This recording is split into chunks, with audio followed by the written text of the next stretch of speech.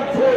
আমরা এও জানছি যে তারা আমাদের ভাইদেরকে হত্যার জন্য এখন বিভিন্ন প্রচেষ্টা করে যাচ্ছে।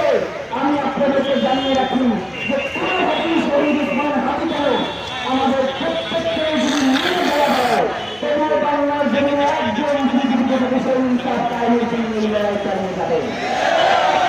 ভাইরা, অনেক কথা বলতে মন চাই, আমাদেরকে বিভিন্ন জায়গা থেকে বলা হয় ভাইরা আপনারা কঠোর আন্দোলন করলেন না, তাহলে সরকার পড়ে যেতে পারে। আমাদের এই কঠোর আন্দোলনের কারণে যদি সরকার পড়ে যায় তাহলে তো সরকার ঠিক নাই, সেটা পড়ে দেওয়া উচিত। সরকারের জন্য সামান্য আমাদের এই বক্তব্যগুলি সত্যি না হয়, তার জন্য এই সত্য প্রথম শ্রেণীর মানুষগুলোকেই মনে দেওয়ার হুমকি, যেই মানুষগুলো বাংলাদেশের স্বাধীনতা সার্বভৌমত্ব থেকে আসতে চায় তাদেরকে যদি তারা হুমকি মনে করে, তাহলে আমরা মনে করছি যারা এখন সরকারে রয়েছে তারা বাংলাদেশের স্বাধীনতা সার্বভৌমত্বের শত্রু, বাংলাদেশের ইনসাফের শত্রু, বাংলাদেশের স্থিতিশীলতার শত্রু।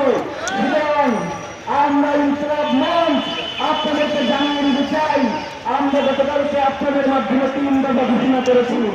এখন পর্যন্ত আমাদের কাছে কোনো সুনির্দিষ্ট ব্যাখ্যা এসে উপস্থিত হয় নাই।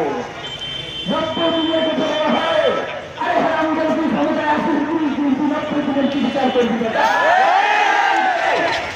90 দিনের কথা আগামী 30টা দিবসের মধ্যে 2 দিনের মধ্যে দিয়ে আন্তর্জাতিক গোয়েন্দা সংস্থায় যারা পেশাদারী এবং নির্ভরযোগ্য তাদের মধ্যে দিয়ে শরীর উসমান হাদির পুলিশ সাথে যারা জড়িত রয়েছে তাদেরকে গ্রেফতার করে আগামী 30টা দিবসের মধ্যে বিচার নিশ্চিত করতে হবে এবং আইনকান্ত করবে না।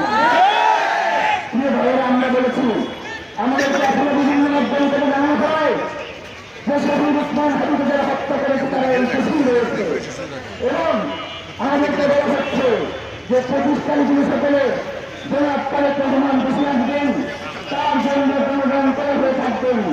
এই সময় এই সন্ত্রাসীদেরকে বাহিরে পাঠানোর একটা প্রক্রিয়া চলছে।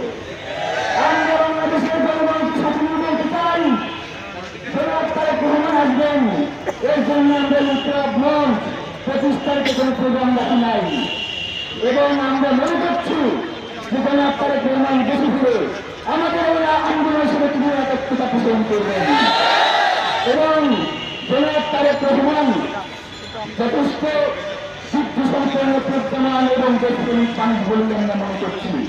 সুতরাং তিনি বাংলাদেশের স্বাধীনতা সার্বভৌমত্ব বিনষ্ট হয়ে যাচ্ছে।